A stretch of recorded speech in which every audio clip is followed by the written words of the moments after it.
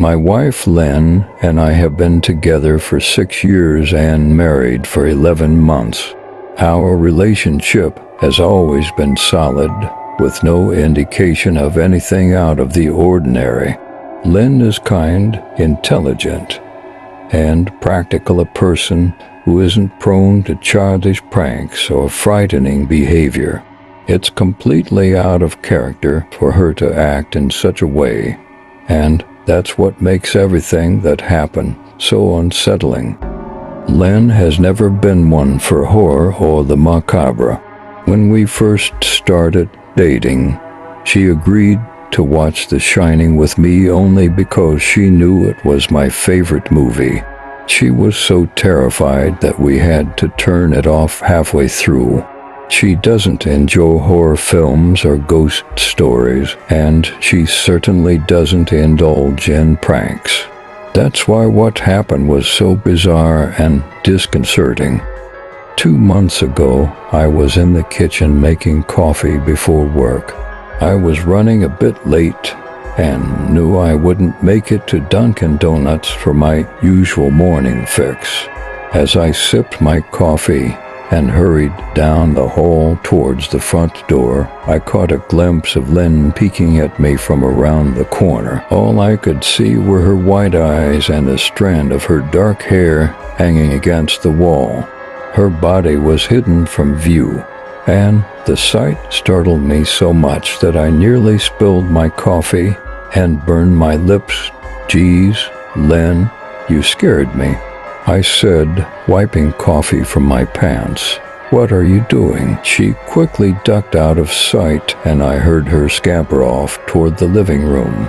I called out, "I love you, you weirdo," as I closed the front door behind me, and I heard her giggle from the inside. It was an odd but harmless moment. By lunchtime, I had forgotten all about it. When I came home, Lynn was back to her usual self, and neither of us mentioned the morning's strange encounter, and life went on as usual. The next incident happened 3 days later. It was around 2 a.m. when I woke up for a midnight snack. I was standing at the kitchen island with a jug of orange juice in hand when I felt an inexplicable sensation that I was being watched. I looked down and saw Lynn's face peeking at me from the other side of the island, her eyes wide-eyed and blinking, her mouth stretched into a disturbing grin. I let out a scream. It wasn't from anger, but pure fear. At the sound, Lynn quickly scrambled away on all fours, her hands and feet making frantic noises against the tile floor as she fled from the kitchen. I was paralyzed by shock and sure of what had just happened. I stayed in the kitchen for a few minutes, my heart racing. Eventually, I went back to bed and found Lynn sleeping soundly. I kept my eyes open for a while, half expecting her to wake up and try to scare me again, but she didn't. The next morning, I decided to bring up the incident casually. "What was that about last night?" I asked, trying to keep my tone light. Lynn looked at me with genuine confusion, then burst into laughter. "I don't know what you're talking about," she said between giggles. "Maybe I just wanted to be silly." Her reaction seemed innocent enough, but the unsettling memory of her grinning face lingered in my mind. For the next 2 weeks, Lynn didn't pull any more pranks. I began to think the bizarre game was over. One evening, as we watched a show on Netflix, I jokingly mentioned that I hadn't seen her peeking at me lately and that she must have given up on her little game. She looked at me with a small, enigmatic smile and said, "Maybe I've just gotten better at it." Her words unsettled me. I began to wonder if she was still watching me when I wasn't looking, and it made me paranoid. I started checking corners and behind doors, but nothing ever came of it. Eventually, I stopped being so vigilant, convincing myself it was all in my head. Then, just a few days ago, things took a terrifying turn. Lynn went to a friend's house, and I spent the evening playing games on my laptop. Around 9 p.m., I took a shower, and while rinsing the soap from my hair, I felt that same dreadful sensation of being watched. I opened my eyes and nearly had a heart attack. Lynn was standing in the shower, her head poking through the curtain. Her eyes were wide and red, her mouth twisted into a horrifying grin, her long dark hair dripping wet. Her face was streaked with smeared makeup, and she looked completely unhinged. I screamed and stumbled backward, and she didn't move. Her grin remained fixed as she slowly retreated, her body slipping out of the shower and heading toward the bathroom door. I heard the door slam shut with a deafening bang. Panic surged through me. I locked the bathroom door and huddled inside for over an hour, trying to convince myself it was just another twisted prank. But the fear gnawed at me, and I was on edge, waiting for the sound of her laughter or footsteps. I strained to listen, and after what felt like an eternity, I heard a faint, eerie moan coming from the other side of the door. My heart pounded as I looked through the gap at the bottom of the door, but the hallway was empty. Summoning every ounce of courage, I opened the door, only to be confronted by the most chilling sight of all. Lynn was crouched behind the closet door, peeking out at me with that same grotesque grin, her eyes gleaming with a twisted excitement. Her hands clutched at her chest, and a low, raspy moan escaped her lips.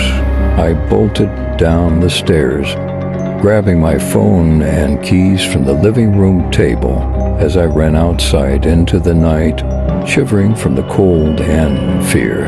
I drove straight to my brother Chris's house, barely registering the cold night air against my damp skin. When I arrived, Chris and his wife were shocked by my appearance. I told them Lynn had gone too far with a prank and that I needed a place to stay. Chris lent me some clothes and listened as I described the disturbing events. As I lay awake in the guest room, I couldn't shake the feeling that something was deeply wrong. I had wanted Lynn to loosen up, but this was not what I had in mind. Her behavior had crossed a line, and I was left questioning whether I truly knew the person I married. I stared at the ceiling, haunted by the image of her eyes peeking through the shower curtain and the sinister grin that had become a nightmare. I didn't know what to expect from her when I went back home. I tried to sleep on their sofa, but my mind was a relentless tormentor. Every time I closed my eyes, Lynn's face would emerge from the dark recesses of my thoughts, her hollow eyes peering out from inside the closet. The dreadful truth that she had been hiding there all along, her sinister game of trickery unraveling before me, made my skin crawl. She had never left the bathroom. Instead, she had crept into the closet and slammed the door behind her to deceive me. The thought of going back home was a crushing weight on my chest. Anxiety gnawed at me, and I tossed and turned, unable to escape the suffocating dread that had taken root in my heart. Chris, sensing my turmoil, eventually handed me a sleeping pill. I took it, desperate for any respite from the torment of my waking thoughts. But when sleep finally claimed me, it was no refuge. My dreams twisted and contorted into a nightmarish parade of Lynn's grinning face, her eyes vacant and unnervingly wide. I woke as the first pale light of dawn bled through the window, my body aching from the lumpy sofa and my spirit utterly drained. I knew I had to call Len eventually, but I was at a loss for words. I couldn't go back home until she promised no, swore that she would never again engage in such malevolent antics. I just wanted my wife back. The serious, somber Len I once knew seemed like a distant memory now, a lost piece of my past. I was torn between calling her and confronting this horror. When that familiar, bone-chilling sensation returned, I was being watched. I lay there, frozen, my heart pounding like a jackhammer in my chest. I didn't want to look, but the feeling was overwhelming, suffocating. Slowly, my eyes were drawn toward the window beside the couch. There she was. Len's face was pressed against the glass, her grin impossibly wide, her eyes glistening with a cold, malevolent joy. Drool trickled from her lips, leaving long, grotesque streaks down the glass. I didn't know how long she had been there, but the sight of her outside in the dark, watching me through the window, sent a shiver of pure terror down my spine. I didn't scream. I was too enraged, the fear having been replaced by a burning, visceral anger. I leapt up from the couch, my palm slapping against the glass as I shouted, "Len, are you insane? What the hell is wrong with you? Just go home." I shouted, my voice raw with desperation. "Nah." Chris called my name from upstairs, his concern evident. I turned to see him and Rebecca rushing down the steps. When I looked back at the window, Len had vanished, leaving only the lingering evidence of her presence, two long trails of drool still sliding down the glass. I tried to explain to Chris and Rebecca what I had seen. They were skeptical, and who could blame them? Chris and I went outside to the window, but there were no signs of Len's presence, just a slight indent in the dirt that could have been made by any creature. Chris guessed it was probably an animal, and, too exhausted to argue, I let it go. They thought it was a product of my dreams, a fevered hallucination, but I knew better. I had seen her, and the fear was too raw to be dismissed as mere imagination. I called out of work that day and turned off my cell phone, too terrified to face Len. Every attempt to communicate with her was a reminder of the abyss she seemed to have fallen into. Her texts were desperate, almost pleading, but not a single one addressed the madness she had inflicted upon me. It was as if she had erased those moments from her memory, leaving only a facade of concern and love.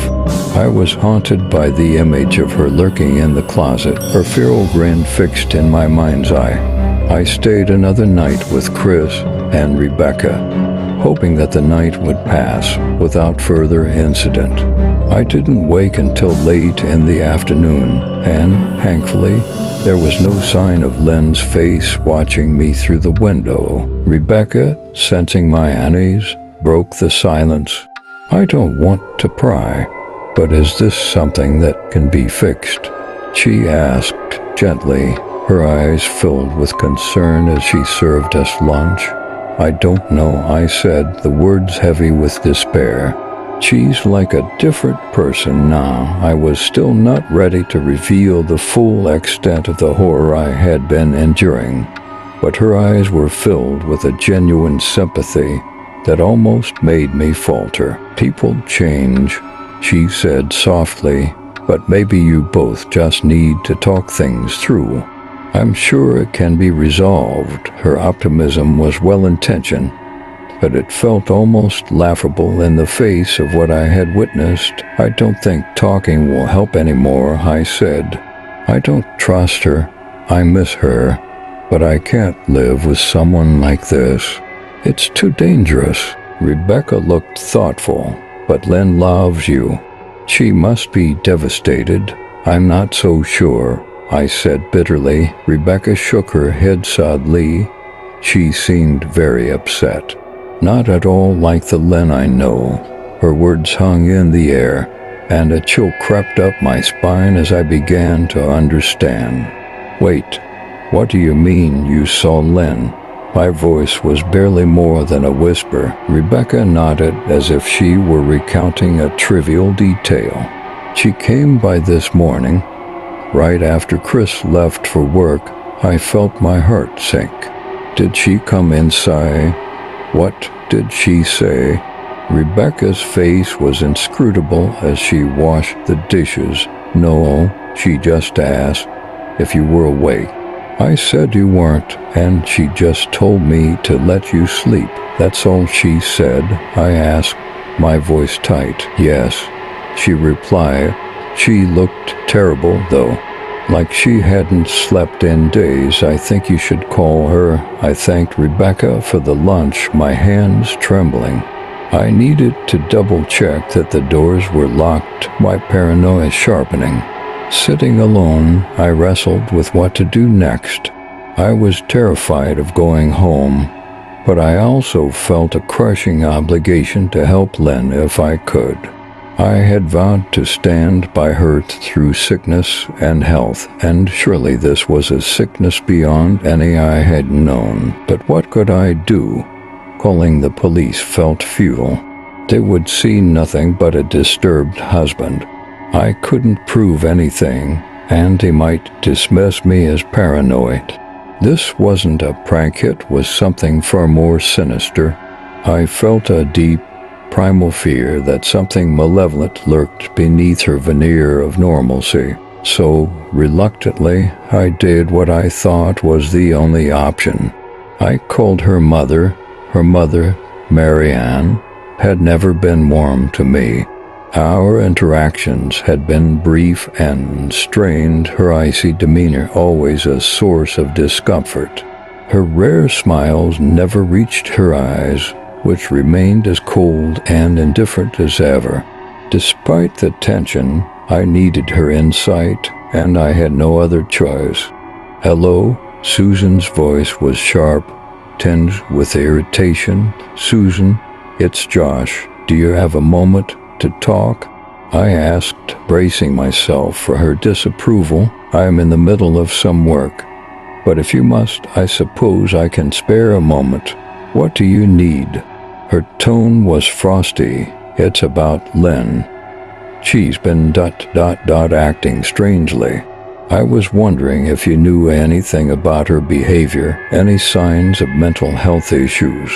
I asked, my voice edged with desperation. There was a pause on the other end, a heavy silence that stretched too long. When she finally spoke, her words were cold and dismissive. If this is some kind of joke, Josh, it's not amusing. I have things to do. No, Susan, it's not a joke. I'm genuinely worried about her, I pleaded. If you're truly concerned, then seek professional help.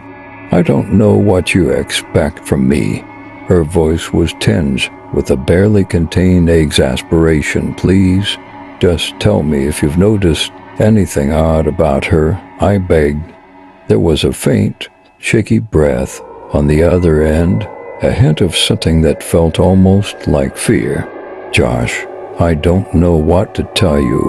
My only advice is to consult with a professional. Don't call here again. She hung up before I could respond, leaving me with a hollow sense of dread. I had to act, but the fear gnawed at me, a constant reminder that something was terribly wrong. The face in the window, the grin that never faded, and the chilling sense of being watched all pointed to a deeper darkness that I couldn't yet comprehend. The horror of it all was a growing storm, and I was caught in the eye of it, waiting for the inevitable storm to break. I tried to wrap my head around the call and her refusal to help me. Even if she didn't like me, why wouldn't she want to help her own daughter? I couldn't fathom it. I replayed the conversation over and over, desperate for some clue, some hidden meaning I might have missed after hours of fruitless effort. It was her last words that clawed at my mind. Seek professional help. Her voice had trembled ever so slightly, as if she was holding back something unspeakable. It wasn't just advice. It was a frantic plea masked in formality. But why? I had assumed she meant medical professionals, but now doubts twisted through my thoughts. What if she was pointing to something darker, something she was too afraid to name? I clung to that hint of urgency like a thread in a dark labyrinth, hoping it would lead me out. When Chris and Rebecca finally came home, I had to force myself to stay calm as I recounted the strange events of the last few days. I told them about Lynn's eerie behavior, how she had lurked in the shadows, her eyes glinting from the darkness of the closet as she watched me. I didn't share the full truth, but enough to stir their concern. Their reactions were a mix of skepticism and unease. Maybe it's just a bizarre prank, Rebecca suggested, though her voice faltered. Chris was more pragmatic. He didn't think the situation warranted involving the police just yet. Instead, he proposed that we visit Lynn together and see if we could persuade her to seek help. I agreed, though I was relieved to have someone by my side. We drove over that morning, the sun creeping through the clouds as if reluctant to shed light on the shadows that awaited us. As we approached the house, a cold knot tightened in my stomach. Lynn's car was missing, but I knew better than to let my guard down. The front door stood ajar, as if someone had fled in a hurry. I felt a shiver run down my spine, an icy breath against the back of my neck. Chris strolled in behind me, oblivious to the dread that clung to the air. He acted as if we were just taking a casual walk through a forgotten park. I envied his ignorance. The moment I stepped inside, the stench of decay hit me like a physical force. It was thick and oppressive, a miasma of rot and mildew that seemed to seep into my very bones. Chris grimaced, but he followed me into the suffocating gloom of the house, the air growing heavier with each step. Damn, what do you guys use to clean around here? A mixture of shit and rot, Chris mumbled, his voice echoing hollowly in the stillness. Shut up, I snapped, my gaze darting around in the dim, oppressive silence, searching for any sign of Lynn. The house was unnaturally dark. Despite the late hour, the curtains were drawn tight, as if they feared the daylight. The oppressive darkness seemed to swallow up the faintest of sounds, and the house was eerily silent. If I didn't know better, I would have thought it abandoned. Let's check upstairs, I whispered, my voice trembling. Chris grumbled but followed, his flashlight beam cutting through the shadows as we ascended to the second floor. As we reached the landing, the shadows seemed to shift and writhe, as if the darkness itself was alive, hungry. I steeled myself as we approached the bathroom and the spare bedroom. The sense of dread was almost tangible, a weight pressing down on my chest. We entered the bathroom, and the cold, oppressive darkness seemed to thicken around us. I could hear the faintest rustle, like the whisper of a breath or the shifting of shadows. I felt a chill touch my spine, an unspoken terror that we were not alone. And then there was a sound of faint, gurgling noise that echoed through the house, barely audible, but unmistakable. Do you hear that? I whispered, my voice barely more than a tremor. Chris frowned, his flashlight flicking around the room as if searching for the source of the sound. It's probably nothing. Let's just find Lynn and get out of here. I don't think she's here. Josh, why don't you pack some clothes? and we'll try coming back tomorrow or something," Chris said, his voice trembling slightly. I nodded, feeling a chill creep over me, and went into our bedroom. I forced myself to shove some clothes into a duffel bag, though my hands were shaking. Chris peeked into the room, and as soon as his eyes met the source of the smell, his face went ashen. He staggered back and leaned against the wall by the stairs, his breaths coming in short, ragged gasps. I stood frozen, staring down into the abyss of the closet. There, soaking into the decaying rug, was a grotesque collection of eyeballs. They were laid out in pairs, glistening with a sickly sheen under the dim light.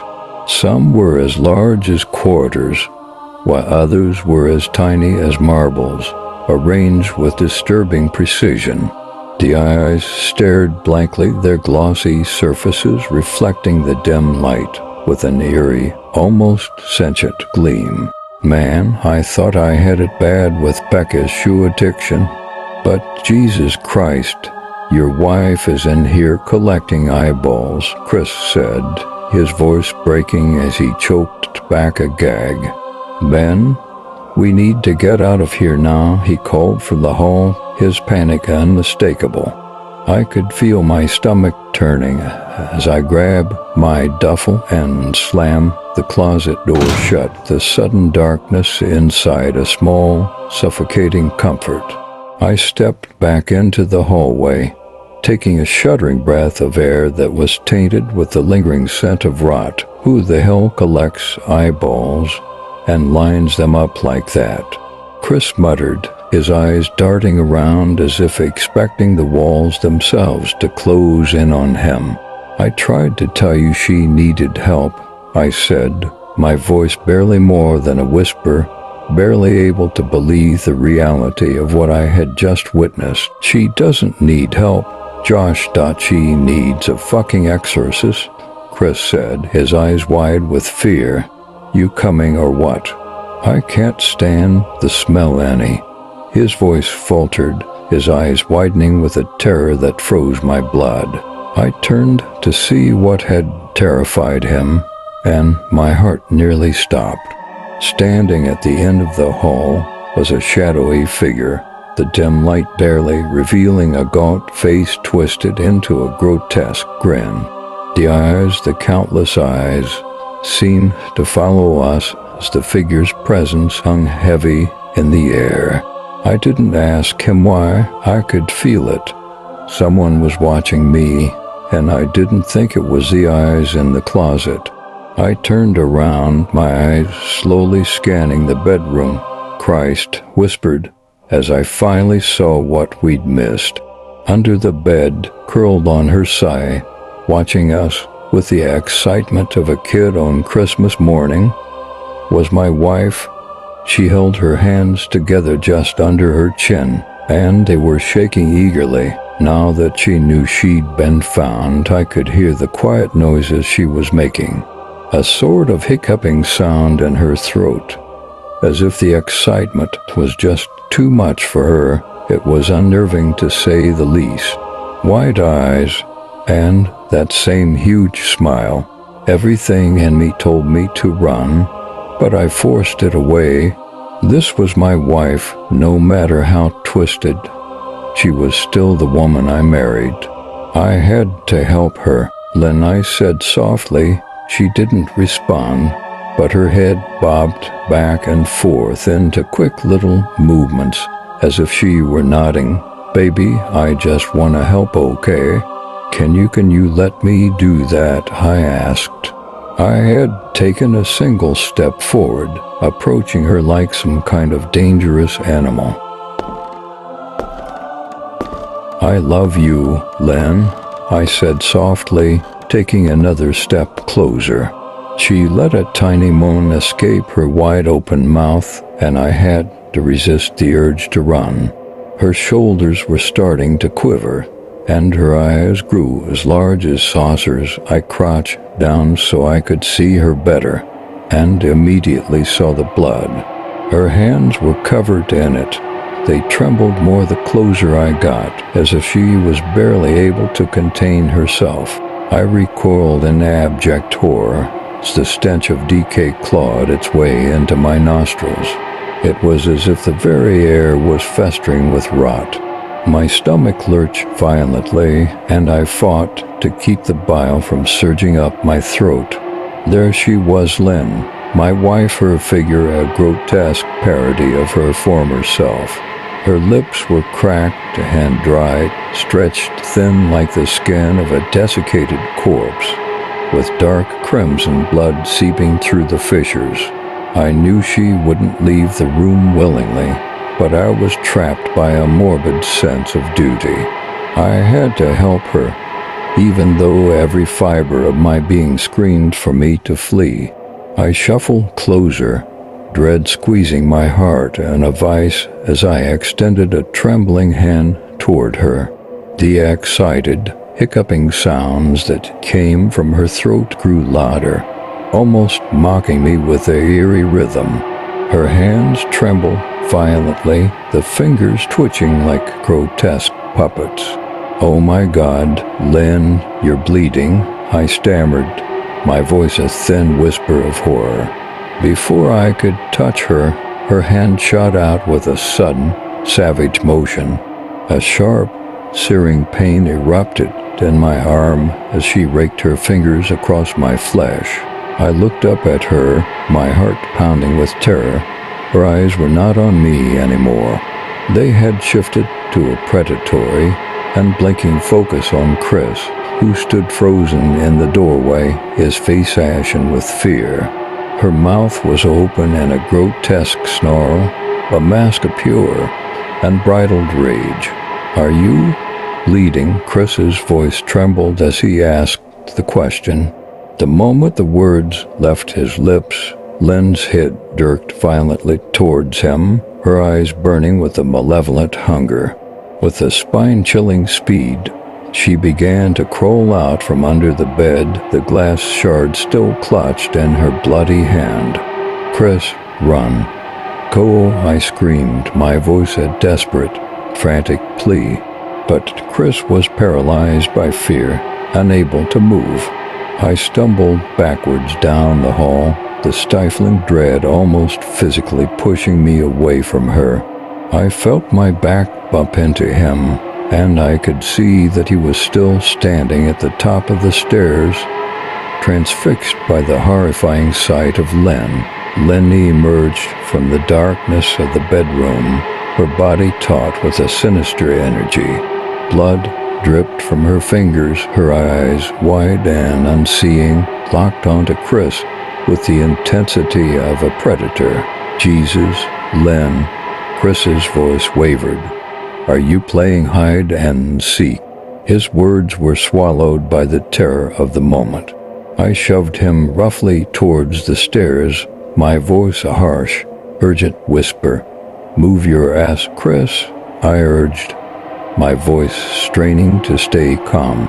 "I only want to help," I said through clenched teeth, my voice breaking as tears of despair stung my eyes. Lynn's gaze shifted back to me, her focus as sharp as a blade. She raised the glass shard slowly, its jagged edges catching the dim light like cruelly sharpened teeth. Then she lunged at me, a burst of mad excitement in her eyes. My body reacted on its own. I fled down the stairs, my feet pounding against the steps as I desperately sought to escape. I reached the front door just in time to feel her leap onto my back, her arms constricting around my neck like a vice dot with all my strength. I shook her off, sending her sprawling onto the floor. A flare of pain shot through my back as I wrenched open the front door and stumbled into the safety of my car. We went straight to the where I received 11 stitches in my arm and 3 in my back. The police interrogated me, their faces a mixture of professional detachment and pity. They searched the house, but of course, Lynn was gone. They suggested that I stay with a friend or a relative and file a restraining order, but I knew it wouldn't matter. A cold certainty settled in my gut. I was still being hunted. I dropped Chris off at his home and drove to a motel an hour away, hoping to distance myself from the horror that had been my life. But as I sat in the dimly lit room, my fear grew heavier. 40 minutes ago, I received a text from an unknown number, just 3 words: "I found you." An attached picture was dark and grainy, but unmistakable. It was Lynn's eye, cold, unblinking, and filled with a malevolent intent. The numbing feeling that I am being watched suffocates me.